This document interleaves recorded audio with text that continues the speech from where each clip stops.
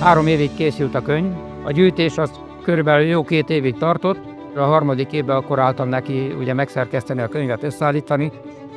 A régi fotók, amiket általában családi fotóalbumokban gyűjtöttem össze, elég rossz állapotban vannak az ilyen fotók. Volt olyan, amely kérbe volt hajtva, sarka hiányzott, szamárfüles volt, rengeteget kellett retusálni őket, a legnagyobb munka ez volt.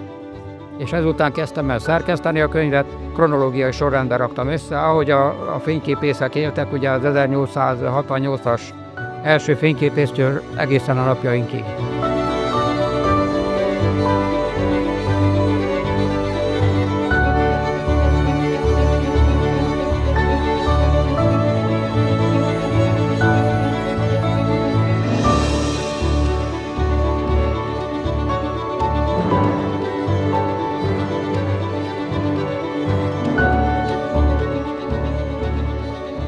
Mindenféle téma megtalálható, annyiban bonyhád specifikus, hogy egy bonyhádi fotósnak lehet olyan kész, ami nem bonyhádon készült, de a fotós bonyhádi, vagy a fotós nem bonyhádi, de a kép bonyhád.